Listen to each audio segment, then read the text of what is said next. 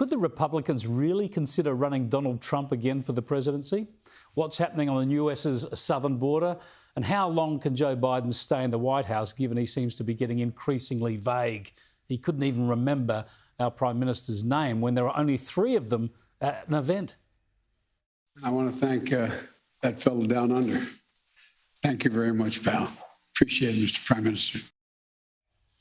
To get the latest on all this in the US, I spoke this afternoon with Grey Television White House correspondent Jon Decker, and I began by asking him about the president's mental acuity. I think we all forget names from time to time, but that was a pretty embarrassing moment, Chris, calling your prime minister that fella from down under. It was pretty obvious to pretty much everyone that was watching that hookup that the president had forgotten Prime Minister Morrison's name. That being said, it seemed as if, to me, they got along quite well when the prime minister visited President Biden at the White House during the Quad meeting. And I asked him a question specifically, your prime minister, about how he gets along with Joe Biden versus Donald Trump. After all, just 2 years ago, your prime minister was at the White House for a state dinner hosted by President Donald J. Trump. Your prime minister said that he gets along quite well with Joe Biden, just as he did with Donald Trump. So the relationship is still strong between our two countries. That's a good thing to see. Yeah, but what about the performance of Joe Biden? He does seem vague. He makes many more stumbles than most presidents. And there's a lot of speculation, isn't there, that he might not see out this first term, that we could end up seeing him hand over to Kamala Harris before 2024. There is that speculation. Obviously, there's that speculation out there. After all, he's not a young president. And so questions have been raised about whether or not he'll fulfill his full term as president. I think he will. I think the big question to me is, does he run for re-election, or does he hand the reins over to the vice president, Kamala Harris? And even if he does that, Chris, that does not guarantee that she will be the nominee for Democrats. If that were to happen, I think it would be a very competitive primary, because there are many Democrats who believe that she would not be a strong candidate at the top of the ticket, perhaps going head to head with Donald Trump, should he choose to run for election for president once again. We'll come to that next election in just a moment. But speaking of Kamala Harris, she's supposed to be in charge of fixing the immigration and border crisis on the US southern border. She doesn't seem to be making much ground at all.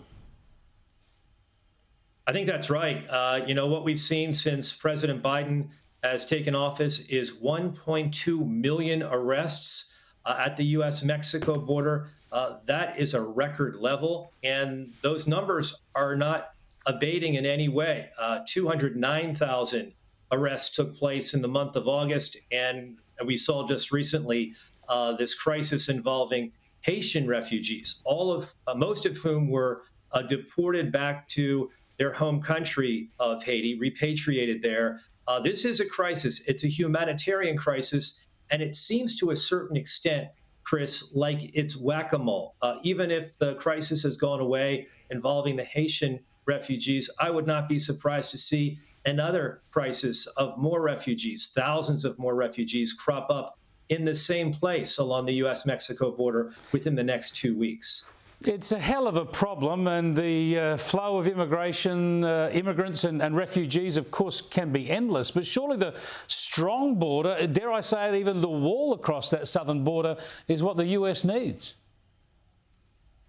That's what many argue. And President Biden does not believe that. And the problem, I think, for this administration is the perception that this administration has lowered what is necessary to enter the U.S., even as an illegal immigrant. And that perception has led to these record levels of refugees, immigrants trying to get into the U.S. since the very beginning of the year. As long as that perception is there, you will continue to have these record number of detentions and arrests happening at the U.S.-Mexico border. The vice president has been charged. She says that she's looking into the root causes of why this is happening. I can tell you why it's happening, and I don't need to do great research. It's because all of these refugees want a better life in the United States of America. and with the perception that they can get a better life in the United States of America.